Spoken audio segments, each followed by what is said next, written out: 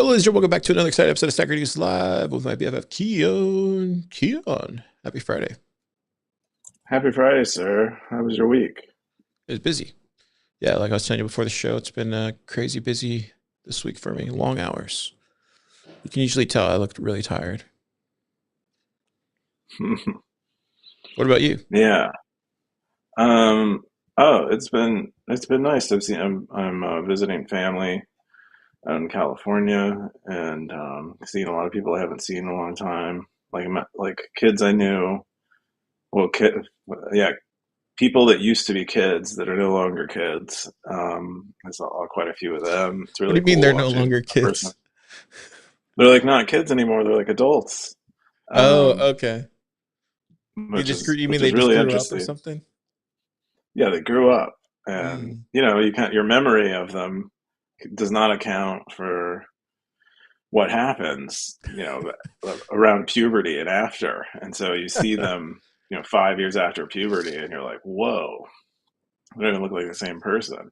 Um, Yeah, it's so always that was weird, kind of right? fun. Because they act weird when they see Yeah. you, and then you see them, and you're just like, "I'm not being weird. You're being weird." Oh, well, I'm always weird, but in this case, I think. Yeah, and I think I was probably mostly weird. They're like, "Hey, long time no see," and I'm like, "I don't even like, who Recognize you. are you?" Yeah, really didn't like one of the brothers I saw. I recognized him, and the other one I couldn't recognize. I was like, "Dude, you look totally different than I remember you." And I think it's Oh because he had crap. these like big glass turned into like hunks, like you can imagine them being like TikTok famous or Oh wow. something. Are they Um, furries or yeah, no? Are they furries? Do they talk about stuff like what are that? furs? Dude, I Oh, like I I don't know told about you that. like I think it's okay. old fashioned now. Oh, that's old. I think That's a it's different last thing. gen. Oh, that's Yeah, last gen. yeah, last Okay. gen, last gen young people. I think these current generation of young people are more about like probably like short video culture Oh, stuff, that's cool. probably. Yeah, that's what I think. Dude, That's my impression I anyway. always feel so old when I hang out with my nieces and nephew. Like I just feel so old, dude. But I learned all these cool new words though. It's kind of cool. Yeah, yeah. I don't. It's really neat. Yeah, and just seeing people. I have like a lot. I scuffed my uncle-in-law's rims on one of his cars yesterday uh, when I borrowed it to go to the store, and I have so many feelings about it. I feel so bad about it Were because he you like like switching the hydraulics or something? What was going on? no, I was driving it and I like scraped it on a curb. Oh The crap. wheel was yeah. I feel so bad about it because it's like I can't really you can't undo something like that uh and he's like he's kind of it's like most people who care about their cars a lot, and Yeah. it's like a big deal. Anyway, I so that's what's going on with me. That's the week I'm having. That's crazy. That's weird to hear you have like regular, normal, just issues, like family issues. That's funny. Yeah, Before yeah. it would be like, yeah, I missed my Waymo this morning. Can't believe it dropped me off in front of this structure. Now it's like I scuffed my uncle's rim. It's funny. Yeah, yeah. I normally don't have normal things going on. That's a bit interesting too. It's Yeah, nice to have normal things going on. that's cool. That's awesome. Yeah. Well, if you've never seen this crazy show before, it's called Stacker News Live. We cover the front page of Bitcoin until Keon comes with a better tagline. Um, if you, also I Someday. should say someday. I also should say definitely hit that subscribe button. Look, you can go to the YouTube. We're on Spotify. We're everywhere. The most viewed video last week was my rant on David Bailey. And dude, it was crazy because it released on Monday. Wumbo released it on Monday, and then it like shot up. And everybody, we got like new subscribers. People were commenting on it. Not a lot of views, but for this little small channel, there was some guy that like got really upset about it. But I thought that was Oh yeah, I funny. think I know. There was a Yeah, guy I that think said I that know what you're like talking about. this is why your YouTube channel is never gonna grow, and you deserve no Bitcoin because corporations and I forget what he said, but yeah. Anyways, this is why we SNL every week. But yeah, if you like what we do, hit that subscribe button. We're going to jump into the top 5 stories this week. The number 5 top story this week is I deleted my home internet. It's from KR, June 23rd, tech territory. 17 comments, 5,413 sats. Keon, what's this? Yeah, KR. If folks don't know KR, um, he likes things to be. He likes to experiment quite a bit, and most of the experimenting is an attempt to take things in directions such that they simplify. That's kind of how I describe KR, and I've known KR for basically as long as a Stacker News has existed, and that's kind of his vibe. And so it's cool seeing he's been doing more of the stuff in the realm of like his like lifestyle, and he's been writing about it on Stacker News. And in this case, he deleted his home internet, and he's only using his I think it's cell phone is what he's doing, and he says he does this periodically with a variety of services. And just the latest one is his internet, but he said he's deleted bank accounts and credit cards and phone numbers. There's also like a stoicism exercise uh, that if anyone's familiar with stoicism, they might have read about more frequently. The example is that you take a week and you like only live on rice and beans, and you see how that is, and you realize that it's not that bad, and that you can take it or leave it, and therefore you have like less like loss aversion around like luxury more generally. And so I don't know if KR is channeling the Stoic philosophers, but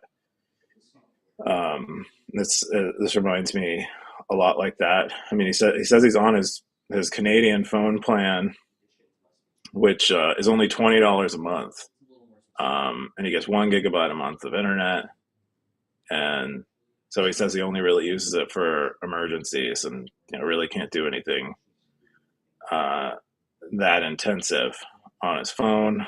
Um, yeah, and he just writes about that experience.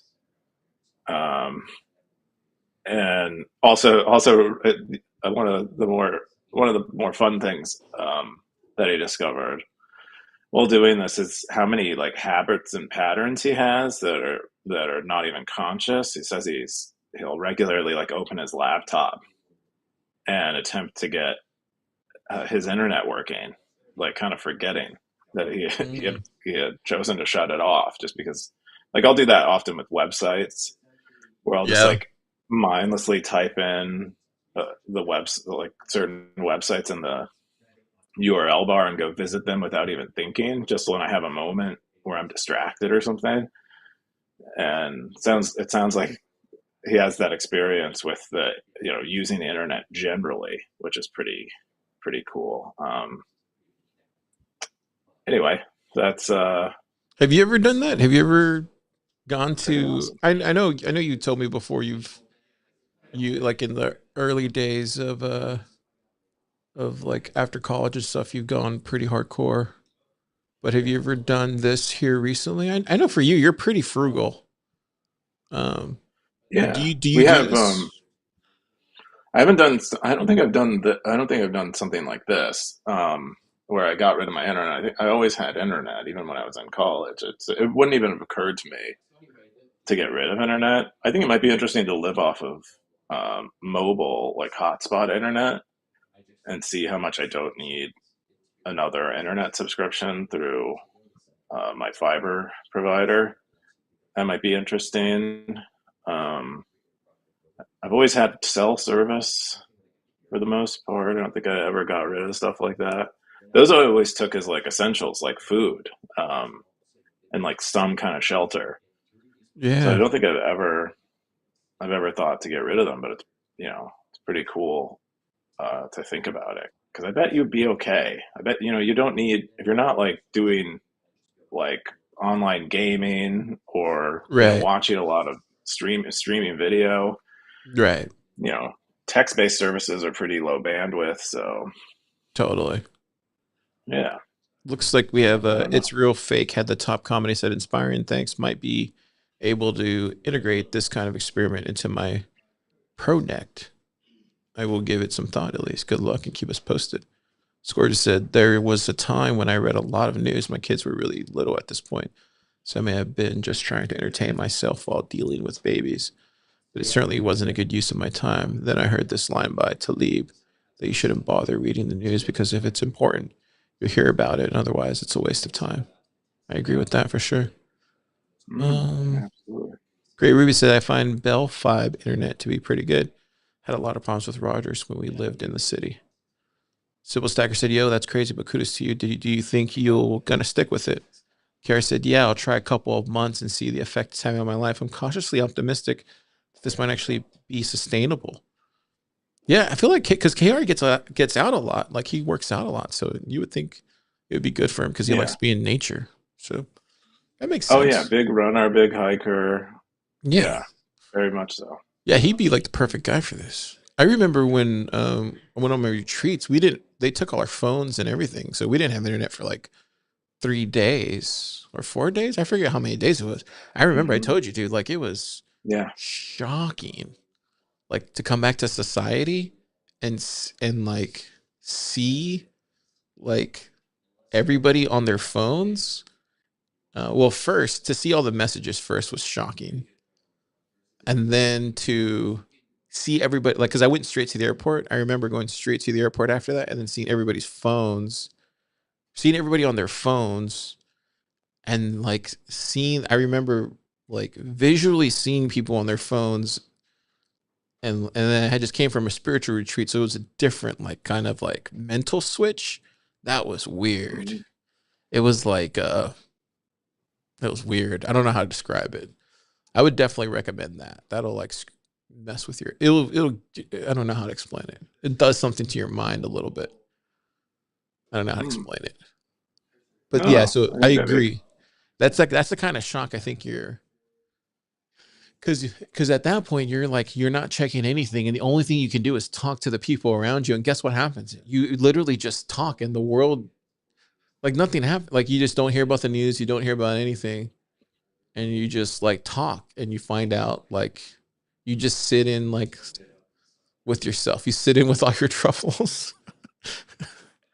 You have to Yeah, you sort out your problems. Turns out yeah, and you do the kind of the thing we we used were, to you do. know, our genes spent a lot of time doing, which is just hanging out with other people and talking to them Yeah, and then and you entertaining. you sort out your problems with other people, people that you trust, right? Like that's why you have the river roll Yeah, and all that stuff, and then you that's cool. yeah, But if you had, but see, if that's we had our cool. phones, you wouldn't be able to reflect later on that night when you go to bed, and the first thing you would check is your phone, and then it would throw everything off. So that's why removing the phones is so important. So, Yeah, it's a huge distraction. yeah. Anyways, good on KR for sharing that with us. Hmm. Let me see. Let's go back here. We're gonna go to the number 4 top story. Essay: Visible and Felt Impacts of Bitcoin Culture. This is from Unschooled Bitcoin Territory. This was only 4 hours ago, huh? 15 comments, 3,869 cents. Wow, this made the top 5 right away. Yeah, I Dang. guess so. Wow. I was surprised by that too because I was reading the top. I read the top five this morning, and then or like reread a lot of it, and then I think there was another one in the top four spot. I think KR's might have been there, and So this might have had. yeah, and then Go yeah. ahead. I'm sorry. And then I went back. Then I went back at like a couple hours before we were going to record this, and I saw this was in the top four, so that I made sure to read this. So this might have had some heavy top tier snackers zapping this, huh? Yeah, I think a lot of stackers resonated with this in all likelihood. It looks like, yeah, 10 zappers on this bad boy. I got 11. I clocked 11 on this one. Oh, maybe I loaded mine earlier. Okay. So Well, what is this about? Yeah, I think I've been struggling, trying for a few minutes, knowing that we're going to talk about this, how to maybe sum it up as succinctly as possible. But I think Unschooled's main point is that Bitcoiners are spending a lot of time on things that they shouldn't be. There's like a lot of, as far as like our culture building and kind of the messages that we're sending each other, and like anyone who's listening to Bitcoiners, it's all kind of high time preference stuff, um, and likely being high time preference stuff will not age well, and it will not survive the test of time because it's not.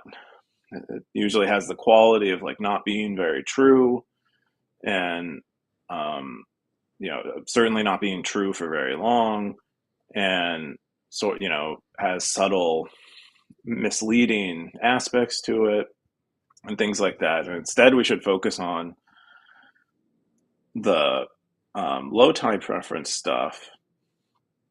Things like Bitcoin's security, Bitcoin's privacy, its properties that make it decentralized, it's censorship resistant. These kind of things that we know have to be there in the future if Bitcoin is going to succeed, and therefore are timeless things to work to think about and refine.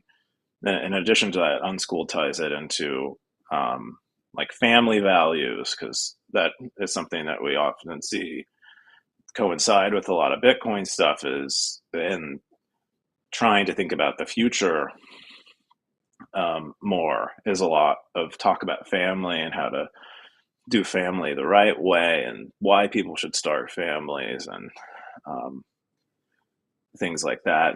And then I think after that introduction, it kind of goes through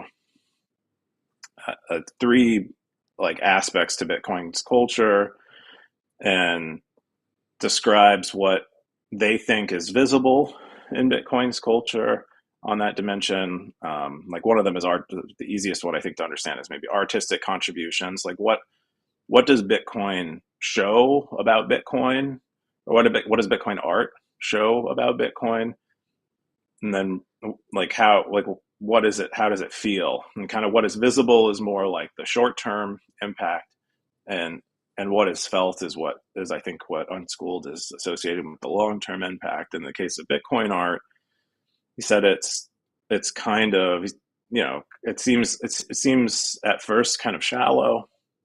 Bitcoin is freedom. Satoshi is a godlike figure, um, and it might be kind of boring. But then it says on a deeper level, it shows how appreciative Bitcoiners are of Bitcoin itself, and that that is maybe a mission worth serving. But anyway, it's kind of it's a fairly uh, nuanced thing, kind of deep, and has quite a bit of dimensionality to it. But I think does a great job of exploring what it intends to. Yeah. So how does he end though? So just in closing, I truly believe that culture in general is deficit nowadays because most of the informational artifacts we consume are extremely fleeting and temporary. It's not that only rich and powerful are capable of generating a lasting impression. So yeah, how does he end here? Like, what is he saying? Like, what is he trying to And say? it started out a lot how it's my memory is, at least, it ended a lot how it started, in the sense that we shouldn't be paying attention to the short term news cycle. We should be paying attention to the long term fact cycle, um, and like the long term value cycle rather than the short term popularity cycle. So Yeah. just kind of went back to more of that uh, kind of frame, where it's important where we put our attention. And it seems like more than ever before, Bitcoiners are quite distracted with like short term phenomena going on in Bitcoin. Yeah. I think, I mean, I have so much to say here. But I guess I'll just, for the stackers that are listening to this, because those are the people that I care about. That's why I do this show. Like, I think this is an amazing article, and I can't wait to go back and read this later. I mean, this is the type of stuff that I love about Stacker News. Mhm. It's like these thoughtful, well articulated, um, deep dives into how I definitely how I definitely see the culture in Bitcoin. Um, because there is this kind of short term thinking that's going on right now. Like you have Saylor, you have Jack Mallers. They're all, they're running corporations that are monetizing Bitcoin and you know through securities, and that's a whole thing right now. That's getting a lot of attention, and there's going to be Main Street that's going to be investing in these securities and paying like I don't know how much over the price of a normal Bitcoin, and it's also they can just dump on retail. That's a thing, right?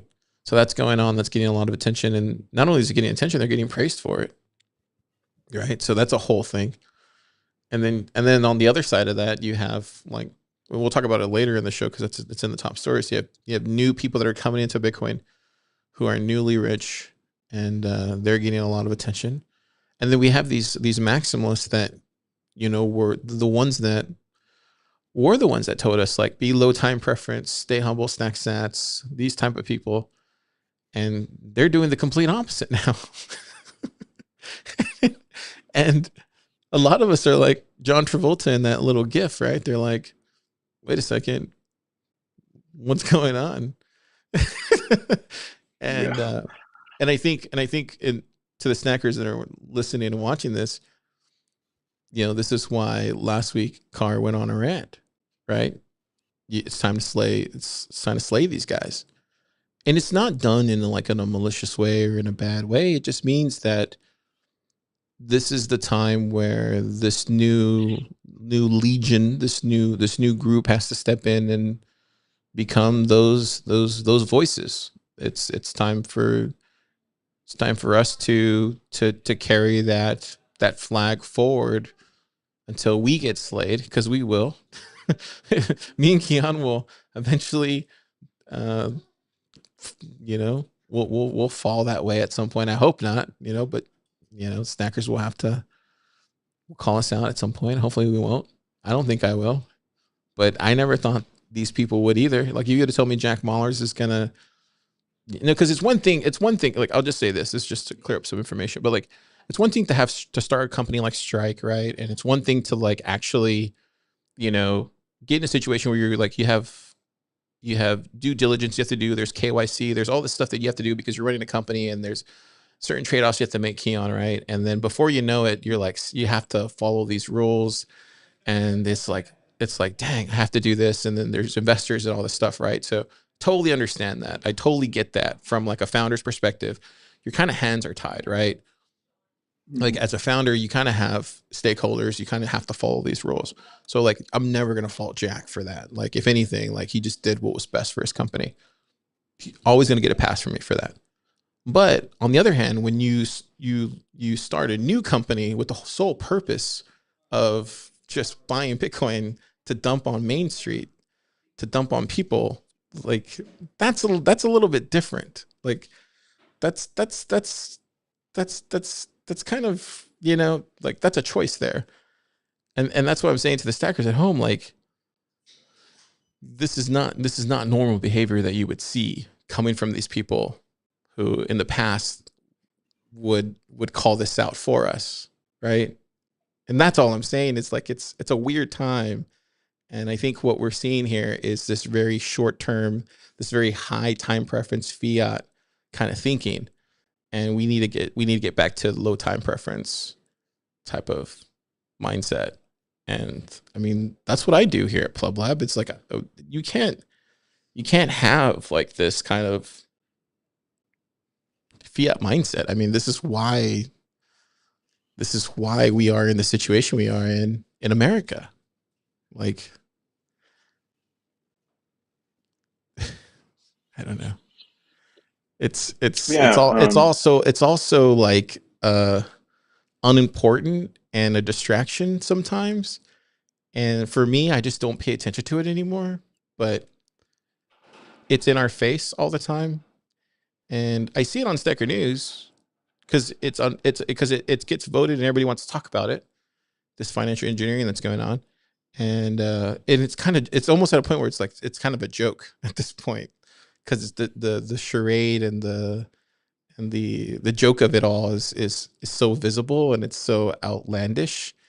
And and these people are going on stage at all these conferences and they're getting cheered, and it's clearly a complete scam.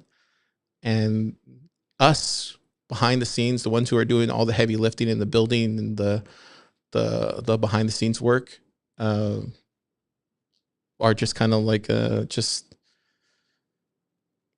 there's nothing else to do but just ignore, keep building, and build for this more vibrant, beautiful future that we know that we're building towards. And that's all you can that's all you can do is just keep doing the right thing.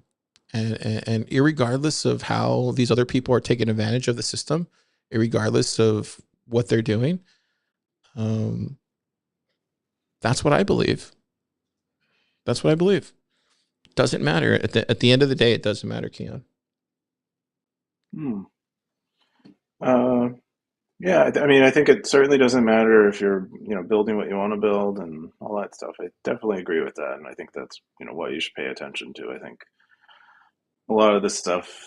I think if you have the right mindset or whatever, you can filter out a lot of this stuff and do yourself a great service by doing that. And maybe you don't have to shut off your internet like KR, but you can simply just like sort of ignore it to some degree. I sort of like watching it. I like the way I like to see like kind of what people are thinking and how they're thinking about it, and you can, I think Saylor's been pretty honest about it. He's just like, uh, you know, I'm really good at this financial engineering stuff, and this is like the best financial engineering play of all time.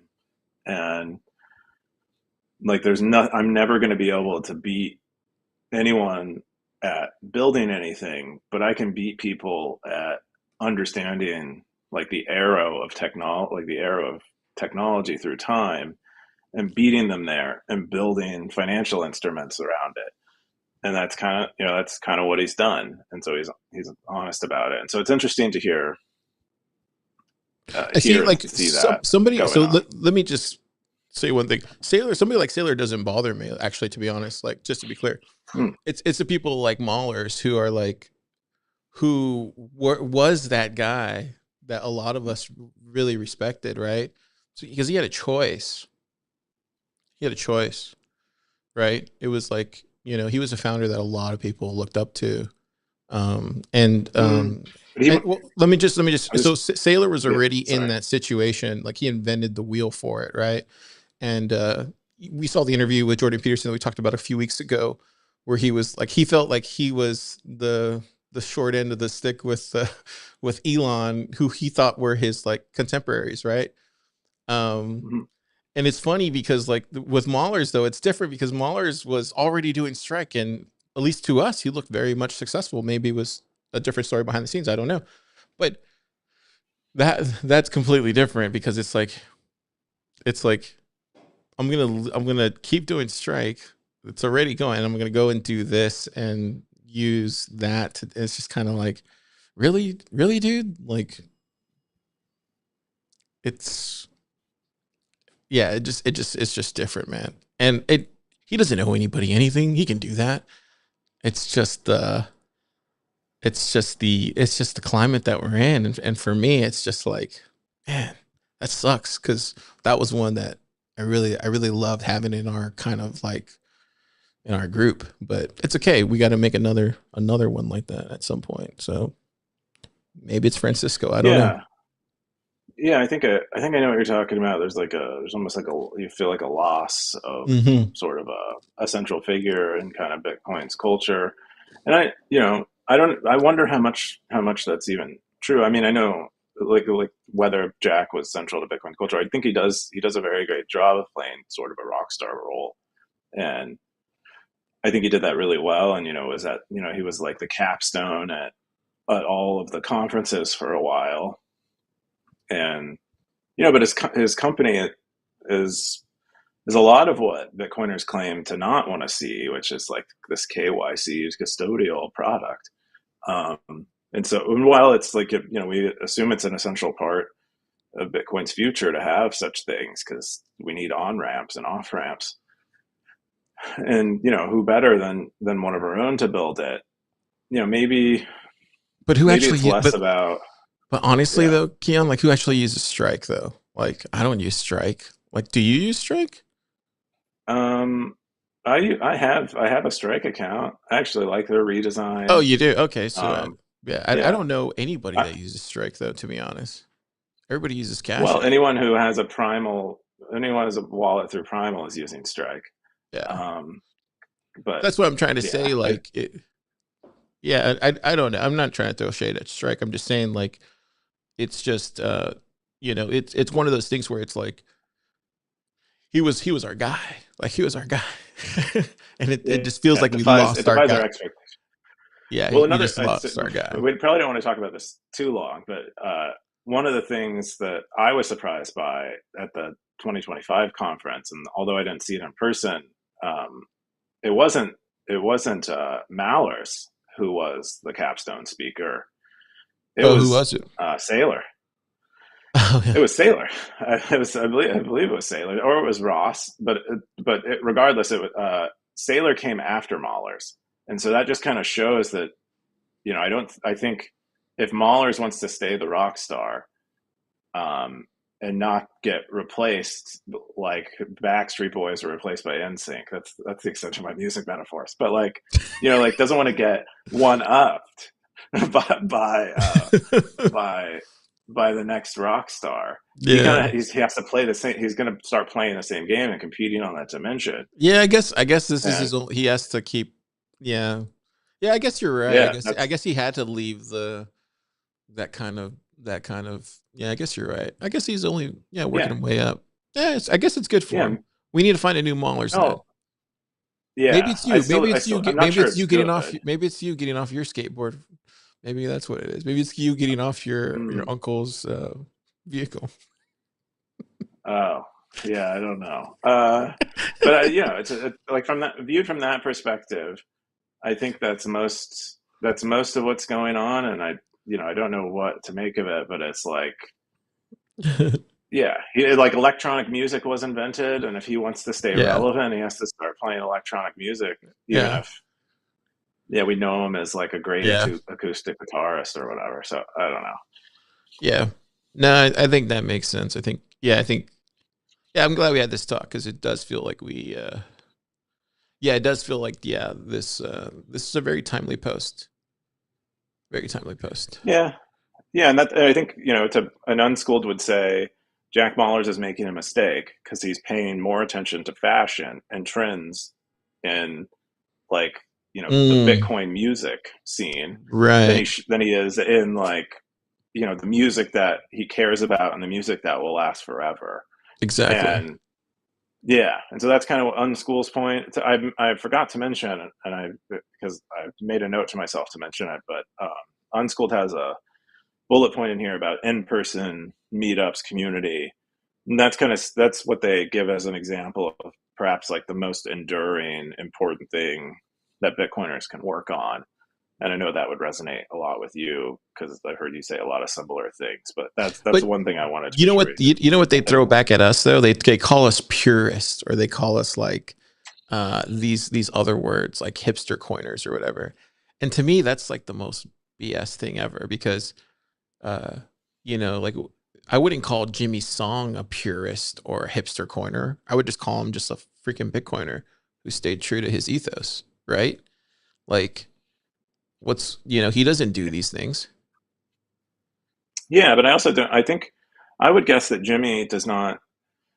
I don't think Jimmy has really weighed in on the treasury company trend. I think he sees it as sort of inevitable, and he doesn't see it. He doesn't. I don't think he has sort of a moral point of view on it. I don't think he sees it as gross. He kind of just sees it as sort of inevitable. The incentives playing out. This has to He happen also doesn't have a weekly at some news point. show. It's true, but I pay quite a bit of attention to the stuff Jimmy puts out, and I haven't seen He's him smart. say, It's because he's he's smart. not he's not fighting. He's not fighting this treasury stuff. I think because I think his point, he's probably like ambivalent about it. He's like, it's going to happen. He's like, I think it's a fiat game. I don't like it. Is what I guess he'd It's good. say. But it's like better than better that these companies are buying Bitcoin on for their treasuries than some little Solana or something. Yeah. That's gonna be even worse when it implodes. Yeah, I mean, for me, I like following this stuff week to week and being wrong or like seeing how it develops over time and being like, oh, I learned, in front of everybody. I was right about eCash though. So there Were you go. you? I don't know. I think it's still I was early for totally right about eCash. eCash. Are you kidding me? I was the only one right about eCash. I mean, I know things. I know other people have caught up to you on the point of view that eCash is Call that effective might call effectively be a CBDC. call But that's that about super we early. haven't seen eCash turn into CBDCs Well, yet. this the So I think stablecoin bill, the stablecoin bill is going to help eCash all the way now, right? Isn't that going to help with that? I mean, we do see people. I was surprised to see how fast people started pairing stable coins like Taproot assets and like stable coins as Taproot assets with eCash eCash. Yeah, systems. I mean, like, I Yeah, think if the bill passes, I don't know if Trump's going to sign it or not. Dude, I'm all for eCash at that point. I told you that was the only thing that I was on, like, kind of like, it was just like, as if they pass a bill with eCash, then I'm on board with it. I just not going to be on board with something unless they're going to pass a bill. We're halfway to a CBDC. yeah. We're almost there, guys. Let's keep it going. I think there's also there's that dimensionality of eCash. There's also the Bitcoin dimension of eCash where you have you know just wallet of Satoshi like custodial banks for small amounts of Bitcoin that are a little more anonymous and have slightly different authentication mechanisms that allow them to be used in different contexts. And I think so eCash isn't fully the whole your kind of vision for it, or not your vision, but your predictions of it. I think the last thing that we need. This is where like I was talking with Nick. Is like the last thing we need to hold the line now is um, holding our keys because they're going to come for that eventually next. That's the next thing I think they're going to come for is they're not going to let us hold our own keys. That's what they're coming for Yeah, I mean, next. not anytime soon. Not during. I don't think during So, this administration. yeah, definitely But I next think administration for sure. Next administration going to come for I our don't. keys. Well, I wouldn't even 100%. call the count. I wouldn't call the count, but I would say, yeah. Uh, I mean, certainly if we're talking about globally, we see that already happening. I believe in the UK and the EU, they have this travel rule thing, This will be the which last is time you'll be able to buy Bitcoin through an exchange this cycle or this presidency. And then by the end of this presidency, you won't be able to buy Bitcoin on an exchange that you'll be able to hold. And then by the end of that, um, they'll come. And then when AOC becomes president, because that's how crazy our America is right now, uh, then you'll be able. Then they'll come for our keys. But hopefully by then, Keon will be long gone. We'll see. hmm, yeah. I don't think it'll be AOC. I think it'll be. Um, Biden. I think it'll be another. I think it'll be another. It'll be like a burn. It'll be probably like a young Bernie. He's only getting I think. older. uh, Yeah, but like someone who has Bernie, who is as like politically savvy as Bernie Sanders, while simultaneously being able to like lie to people in the right way. Yeah. Um, I think that we kind of, if they had someone who wasn't at end of life who was like that, they'd probably win. Anyway, I don't want to make political predictions, but Yeah, neither do I. I yeah, think should it? Yeah, it's stuff yeah, gets it's weird about to get eventually. bad. Anyway, Stackers, this is all for you. This is Cars Alpha right now. Somebody make bets on Predex.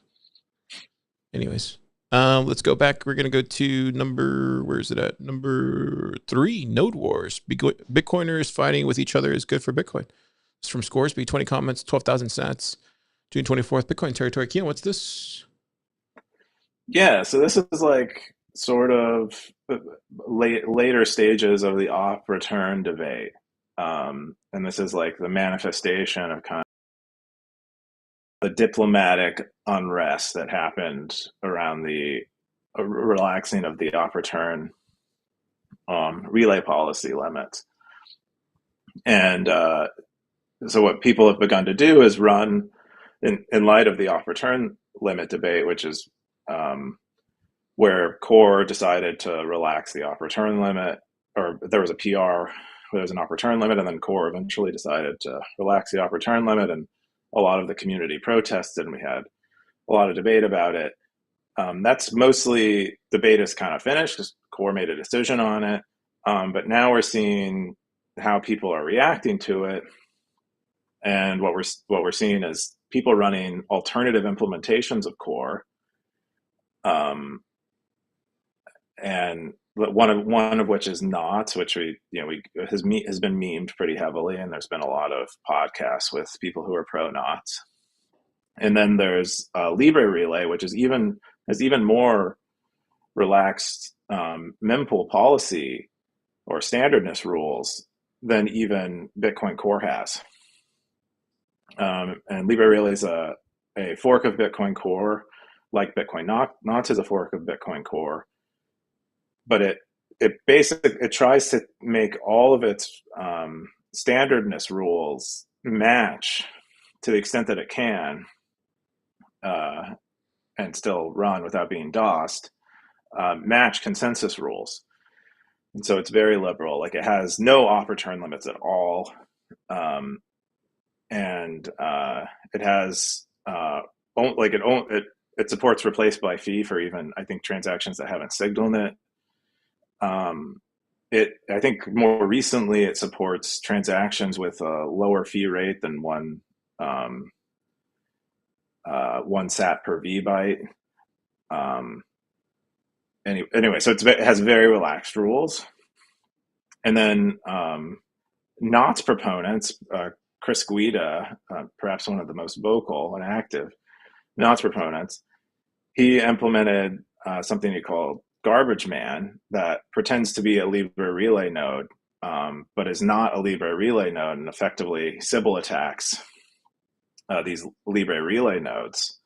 And so they're kind of at war, kind of like a soft, kind of a software, like literally a soft war on relay policy. And there's been a lot of interesting debate about how you attack one or the other, how you defend those attacks. Um, and Scoresby does a great job of kind of summarizing everything that's happening, kind of like a war correspondent, sort of. Taking information from the front lines and bringing it to us, and talks about um, what's going on.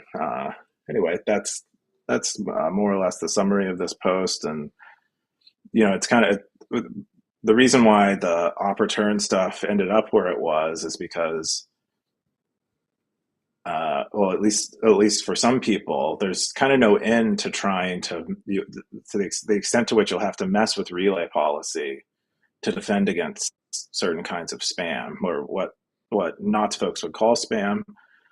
Um, and similarly, with this Libre Relay Knots battle, it's really hard to tell uh, which node is bad or good when you connect to them, because there's no exact way to figure it out, because things aren't so binary, and even if they were, um, they peer that you connect to can lie to you about whether they're black or white, good or bad. Um, and so that's kind of it's interesting that it kind of that property keeps emerging in Bitcoin's peer-to-peer network. That just things aren't clearly good or bad, um, and you can't easily detect whether something is good or bad, and that's kind of why this might never end. We might be doing this kind of thing forever. So I'm on Chris's GitHub right now, and I'm on the Bitcoin Knots GitHub. I don't know if you're on there because you can't see my screen, but he has on there. It says Hmm. Bitcoin Knots connects to Bitcoin peer-to-peer network to download, fully validate Bitcoin blocks and transactions. Where is it at right here? I just saw it. Did I lose it? Um, where did I see it? I just saw something that looked.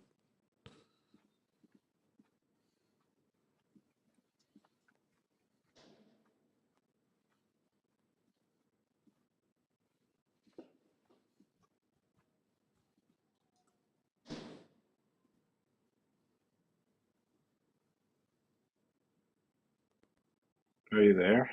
Yeah, I'm still here. Did I I'm lose trying you? to Oh, find. There was something I just saw right now when you were talking. I was going to ask you a question about it, but okay, this it goes. So it has a thing that says testing. He said testing and code review is the bottleneck for development. We get more pull requests than we can review and test on short notice. Please be patient and help out by testing other people's pull requests. And remember, this is a security critical project where any mistake might cost people lots of money. So in this situation, Keon, like if the average pleb, the average stacker is watching this, should we even bother running this, or is this more for people that are like Chris to and like Super Testnet down in Mexico to be running this kind of stuff? yeah, I would say my recommendation, and you know, I'm sure Chris and people who are running knots in the software systems would disagree. My recommendation would be to largely stay out of this stuff and until we have until either knots or Chris's project has as much critical review and and you know reproducible builds to the same degree and kind of all the security and practices that core does around the releases. um, I would recommend continuing to run core. um, for advanced users who are capable of doing this review and are more confident in their ability to assess security on their own, maybe you do want to play around a bit and assert your preferences and try to enter this war. But it's kind of, you don't want to show like it's the cliche of like showing up to a gunfight with a knife. This is a fundamentally like a software level and not just script kiddie stuff. This is like protocol level stuff, but not just protocol stuff. It's like incentivized protocol stuff. So very high degree of sophistication and complexity required to understand and assess the security of these things and whether they're good or bad. And so if you're not technical, I would I would forego getting involved at this stage and run core. If you are technical, so at least as technical as someone like I would say Chris, if you maybe can contribute to these projects, maybe I think then you can begin to make that decision. But if you're a pleb, just run core. Keep your Bitcoin safe. Don't worry about relay policy. Um, this is like a very niche kind of issue that has been blown up into like a central Yeah, that's what I wanted. That's the point I issue. want to get across to the stackers who are listening to this. I mean, um, when I first came into Bitcoin and, I hung out with a lot of developers and it really took me a really long time to understand that a lot of developers and, bless their souls, I love them all.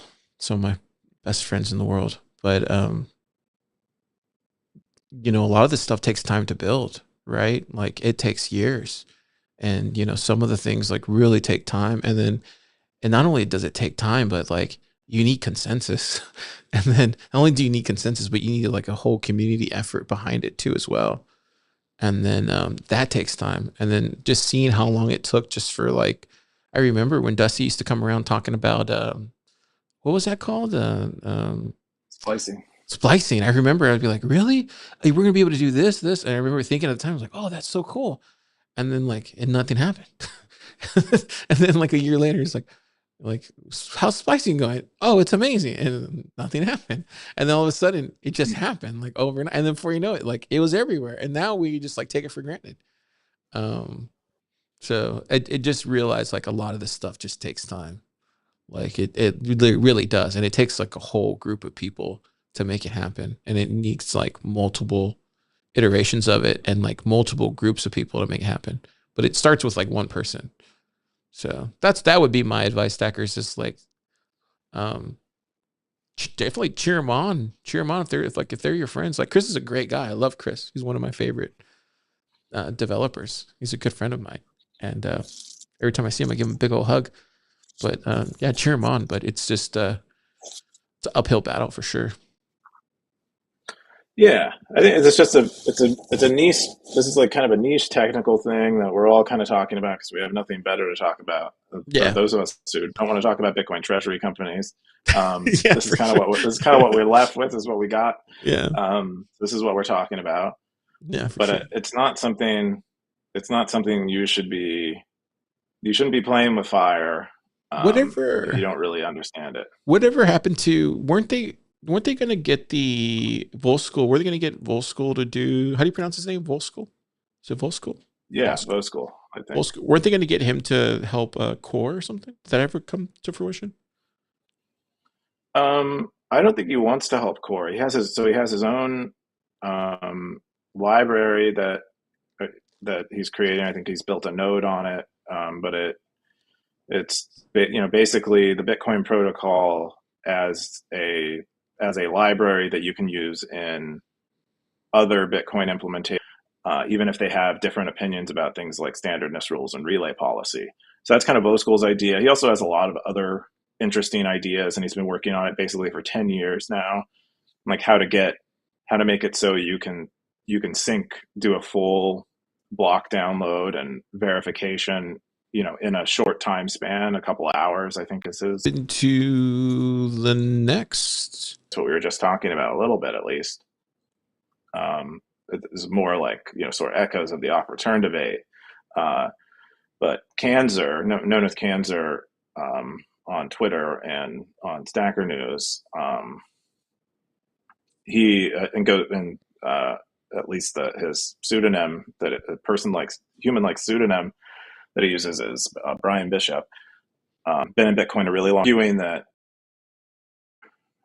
might want to be privatized. Um, and I remember coming across this post and finding it really interesting, and it's at least great food for thought. But basically, what he argues is that Bitcoin, like the development of Bitcoin Core, it might be better if it's not so public and doesn't give people many rights as far as commenting, and doesn't give them a right to consume precious resources of Bitcoin Core maintainers.